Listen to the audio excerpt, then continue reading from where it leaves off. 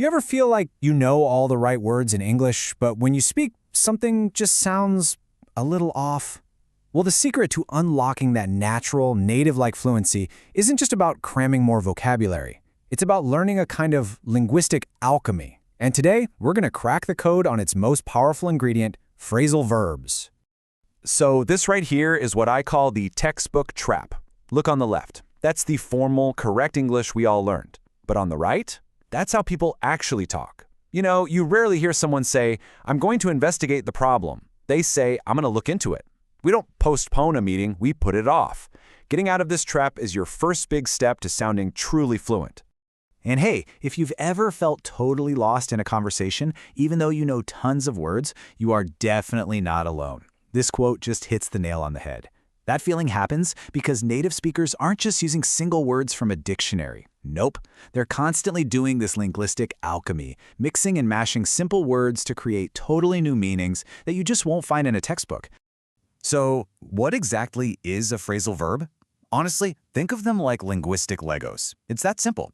You take a basic verb, your standard block, and you click it together with a little piece called a particle, like up, off, or in. And suddenly, bam! Those two simple parts combine to create a brand new word with a whole new power. That's the magic right there. Okay, I know what you might be thinking. This sounds chaotic, right? Like you have to memorize thousands of random combinations. But what if I told you it's not random at all? There's actually a hidden logic, a secret code hiding inside the particles themselves. So, let's start cracking it. Let's zero in on our first major clue, the particle up. Now, by itself, it just means, a direction. But when you attach it to a verb, it often sends a signal for completion, for finishing something 100%. And this works for other particles too, like down. It often means to reduce something, like calm down, or to record something, like write it down. See? There's a system. And check out these examples with up. You're not just eating, you eat up, which means finish every single bite. You don't just use paper, you use it up, meaning there is none left. It's totally gone. Seeing this pattern is a game changer. You're not just memorizing random phrases anymore. You're starting to understand the entire system behind the language. Okay, so understanding the logic of the particles. That's step one. Now, step two is mastering their structure. And this is where we find the single biggest mistake that even really advanced learners make. And it all comes down to one golden rule. All right, so phrasal verbs basically come in two flavors. You've got your separable ones, where the object can just slide right into the middle. You can turn the light off. Easy. But then you've got inseparable ones. Think of these as being stuck together with super glue. The verb and the particle can never, ever be split up. The object has to come after, like look after the baby. You'd never, ever say look the baby after. It just sounds wrong. Now, this brings us to pronouns. You know, those little words like it, them, her. This is where that golden rule I was talking about really becomes crucial if you want to sound natural. So, here it is. This is the big one. If you are using a separable phrasal verb and your object is a pronoun, that pronoun has to go in the middle. No exceptions. Think of it like a sandwich. The verb and particle are the slices of bread, and the pronoun is the filling. It's the only way it works.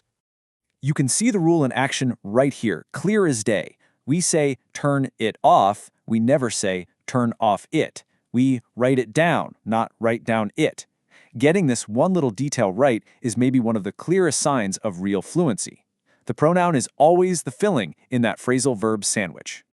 All right, so let's take all this linguistic alchemy out of the theory lab and put it to work. And one of the best places to see it in action is in the modern workplace. The office is just buzzing with these things. These are some of the heavy hitters you'll hear all day, every day. You might bring up a new idea in a meeting, your boss asks you to carry out the plan, and you promise to follow up with everyone by email before you all wrap up for the day. See, this isn't slang. It's the professional language of getting things done. So why does this matter so much? Well, because in a professional world, language is about way more than just getting your point across.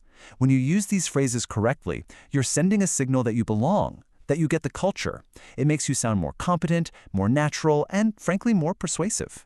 So we've broken down the formula, we've seen it in the wild. What's the number one tool we need to walk away with and add to our own linguistic toolkit? It all boils down to this. Real fluency isn't about having a bigger dictionary than everyone else. It's about becoming an alchemist. It's about knowing how to take those simple, everyday elements and combine them in a way that creates something new, something powerful, and something with real meaning. So now you have the formula for this linguistic alchemy. You get the components, the verb, the particle, and you know the golden rule for putting them together. So my challenge to you is this. Start listening for them, start playing with them, and ask yourself, what new meanings are you going to go out and create today?